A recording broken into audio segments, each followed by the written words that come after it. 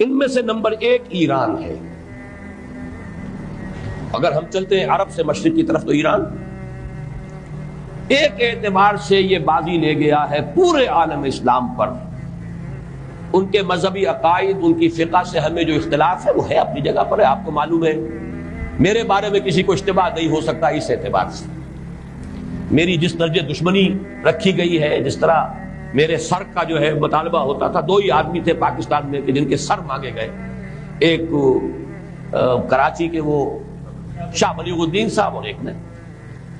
تو اس حوالے سے وہ اپنی جگہ پر اختلاف ہے، لیکن اس حقیقت کا اعتراف کیے بغیر نہیں رہا جا سکتا. پورے عالم اسلام میں یہ واحد مسلمان ملک ہے جس نے بہرحال اپنی شریعت، اپنے عقائد کے مطابق ایک مذہبی انقلاب برپا کیا.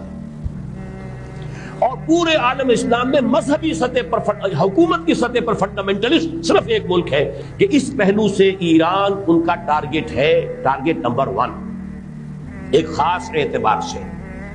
ٹارگٹ نمبر 1 ایک دوسرے اعتبار سے ہم ہیں، وہ میں بعد میں عرض کروں گا.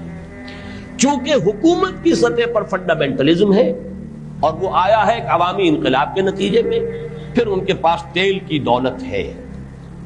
اس کے خلاف اکنامک سینکشنز بھی ہو جائیں تو اگر لیبیا کھڑا ہو سکتا ہے تو بہرحال وہ بھی کھڑا ہو سکتا ہے. اور نقشہ وہ دنیا کو دکھا چکا ہے کہ لڑا دے ممولے کو شہباز. یہ نقشہ بھی اس نے دکھا دیا. یہ ہے ایران کا معاملہ. نمبر 2 پاکستان.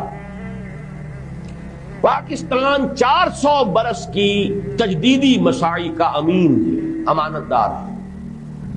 پورے ہندوستان میں مجدد الفسانی رحمت اللہ علیہ، شاہ ولی اللہ دہلوی رحمت اللہ علیہ، سید احمد بریلوی رحمت اللہ علیہ اور ان کا جہاد.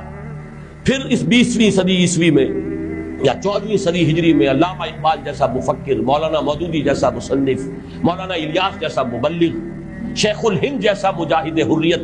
پورے عالم اسلام میں ان کا پیرلل کوئی موجود نہیں.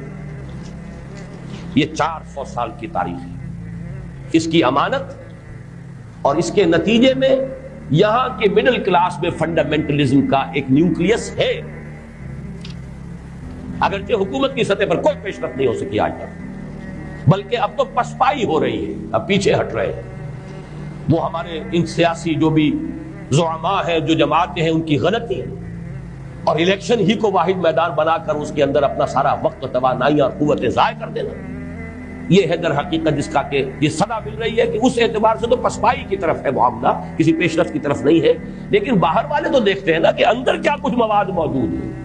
اگر مڈل کلاس میں وہ فنڈامنٹلزم کا بارود موجود ہے تو کسی بھی وقت اس کے اندر جو ہے وہ کوئی دھماکہ ہو سکتا ہے. دوسری بات جو ان کے لیے ایک اعتبار سے ٹارگٹ نمبر 1 ہمیں بنا رہی ہے وہ ہمارا ایٹمک نو ہاؤ ہے. پورے عالم اسلام میں اور کسی کے پاس نہیں. اسلامی بم اگر بنے گا تو یہی بنے گا.